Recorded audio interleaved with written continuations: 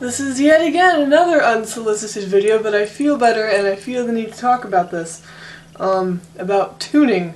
So, when you're tuning, a lot of people do the whole thing. My cello's not tuned, by the way. Using the harmonics. But since I had the grand idea to get geared pegs, and then my luthier was like, well, you're an advanced cello student. I mean, since you have geared pegs, you can take your fine tuners off, just leave it on the A for when you're playing an orchestra. And I was like, oh, cool, because it'll make my cello sound better, you know, because violin players don't have fine tuners on their 3 lower strings. And so now I lack fine tuners on my 3 lower strings. I am very excited. But also it's forced me to tune differently, since it's really awkward to go and then tune up here. So I will show you the method of, and it will also improve your ear a little bit, of hearing fifths, if they're in tune or not. My tip for hearing fifths, if they're in tune or not, is if they sound consonant.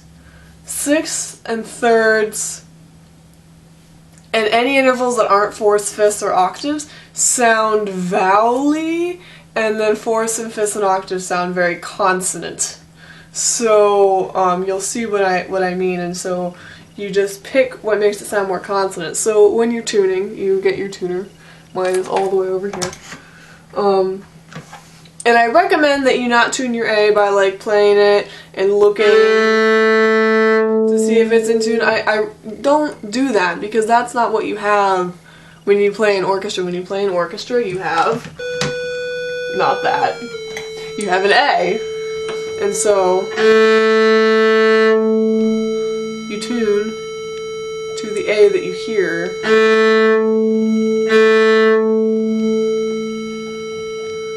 And it's hard to do if you don't do it very much.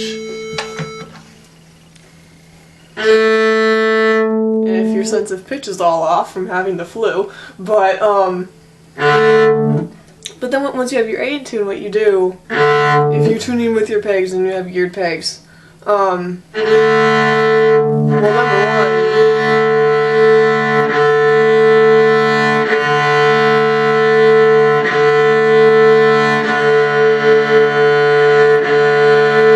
you can kind of play and tune at the same time, which is nice, because I've never been able to do that before, so that's an advantage if you have short arms and you can't do the reaching over thing with your fine tuners. But okay, so like, oh my god, I'm not sure if that's in tune or not. You put your finger like almost like on the nut like that, and then you're like, does this sound better? And it does. So I'm gonna make it sharper, because that was what I did.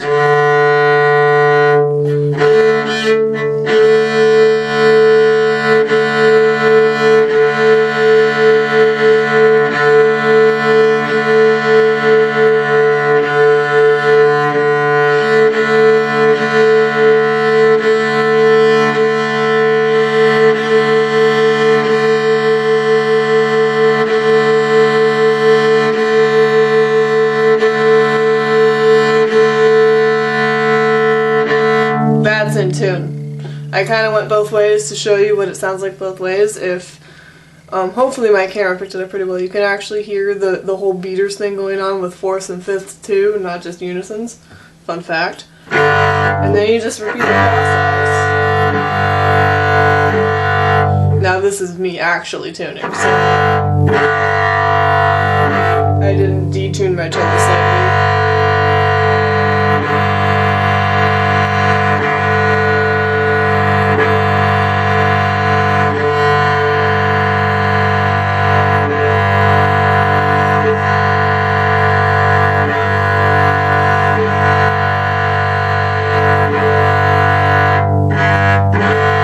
A trick I actually will show you this. I'll make my G slightly sharp.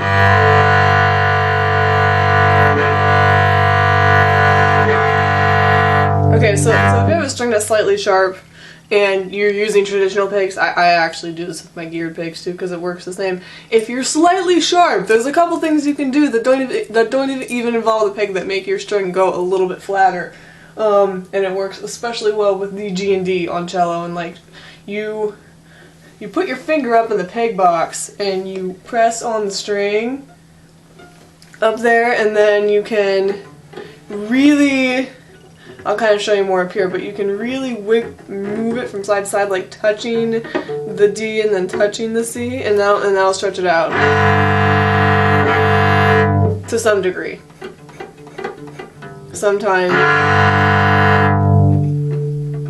it takes a little effort. I would not recommend if you have geared pegs.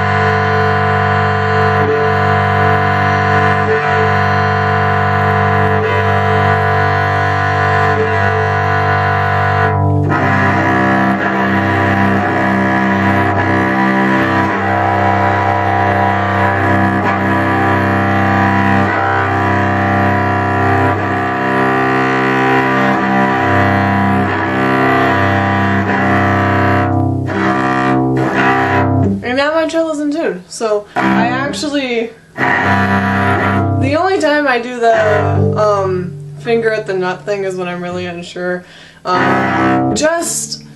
You'll learn that fifths have a very clean consonant sound. When it's there, you know that it's there. Like, it's not, even if it's like a couple cents off, it still doesn't sound right. Like, you'll know that it's there when it's there.